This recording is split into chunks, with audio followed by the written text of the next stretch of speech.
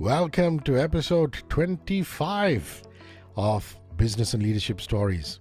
What a wonderful way to celebrate our silver jubilee than with my partner and comrade, Sachin Bhandari, business story coach, trainer from the Story Co. What a ride, my brother. 24 weeks counting, going into 25. Quarter of a century. Totally. I just hope we keep batting like Rahul Dravid, long ones and steady ones.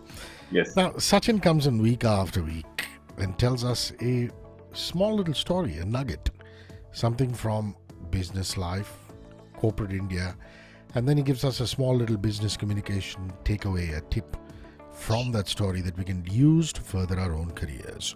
Basically, he helps companies, startups, and professionals break the culture of MBA speak, use the power of stories to achieve their business goals with speed and ease.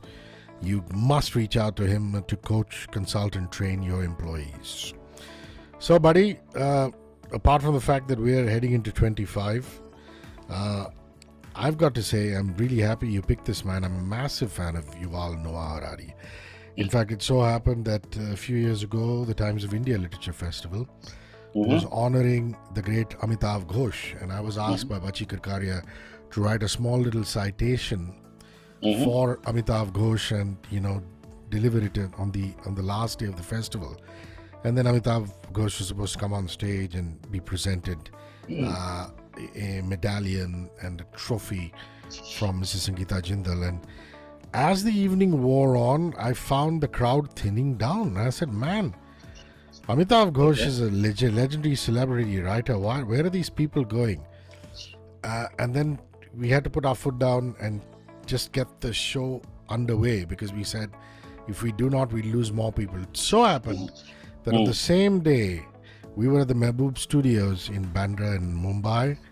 Down the road at the Taj Lands End was speaking Yuval Noah Harari, and the whole city was eager to get there and be mesmerized by his conversations.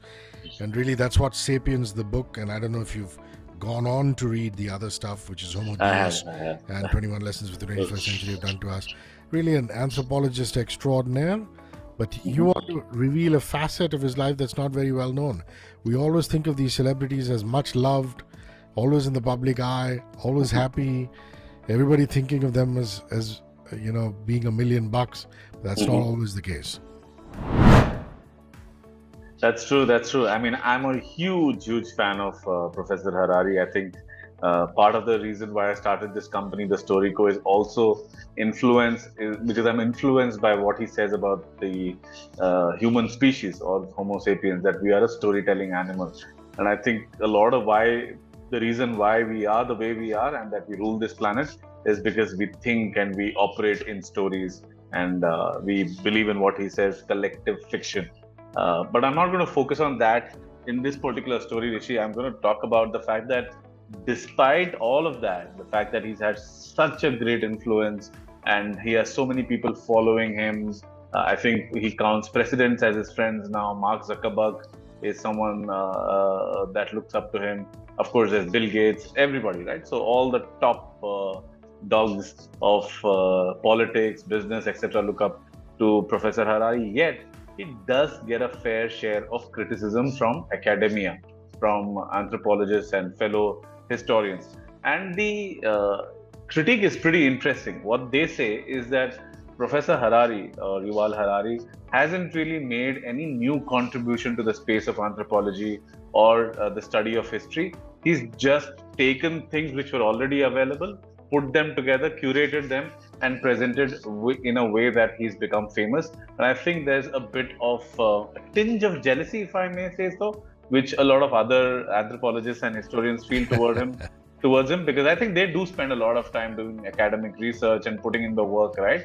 And yet they see that this man, who's probably much younger than some of them, comes along and makes such a big impact on our pop culture, on history, on present day politics as well. No one is above the J word. No one is above the harmful feeling of jealousy. You might be very well read, you might be a historian, you might be a man of letters, an anthropologist, but you will always envy somebody who's doing better than you. Yeah, so you're right. I mean, things are not all hunky-dory. We look upon these people put them on a pedestal, but they have their own challenges that they have to surmount. What are those business, leadership, and communication lessons that we can learn from Professor Harari's life and times?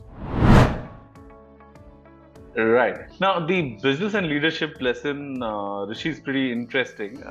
For that, we just need to spend a little more time on this entire critique, or rather than the criticism raises a question: why is Professor Harari so famous, despite not unearthing anything new, not being a field historian, etc., etc. Now, the reason why I feel he is so successful, and this is my take, and I think I think for the most parts it is right, and nobody will be able to debate against it. Is the reason is that he took this history of humankind, which was lying in books and rotting in libraries, and just something that academics would discuss among themselves. He's brought it all out together, studied, put in the work, and created a very simple narrative for human history in such a way that you and I probably are now discussing or explaining human history while having a couple of beers with friends, right? So about the cognitive revolution and so on, all of these things. So that is the genius of the man, that he's been able to take something that is so complex, something that's so inaccessible for the masses, but making it simple, compelling, clear enough for everybody to understand. And the business or leadership lesson, which is relevant for all of us from Yuval Harari's experience or his case study, is this: that as a leader, as an entrepreneur, as a founder, or as anyone who's leading a particular industry, a particular genre of things, your job is also to be able to make things simple, clear, and compelling for your audiences, whether it's for customers, for your team members, or anyone else. So if you're in the space of electric vehicles or EVs, your job is to make sure that people understand what are the pros and cons of electric vehicles, what about lead batteries, etc., etc.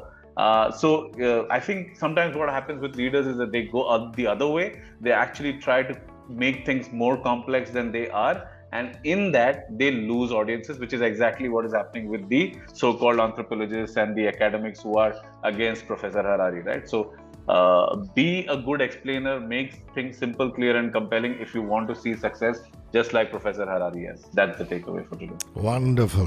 Sachin Bhandari puts out the Win with Stories newsletter on LinkedIn. It's remarkable.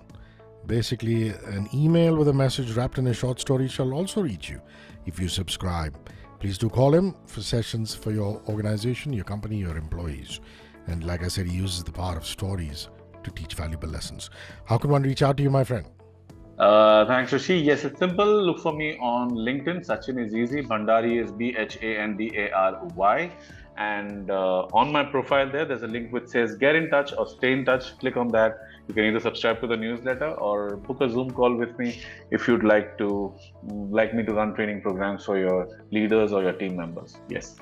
Wonderful. Till then, till next time. Bye-bye. Thanks a lot, Hrishi. Look forward. Bye. 94.3 Radio 1.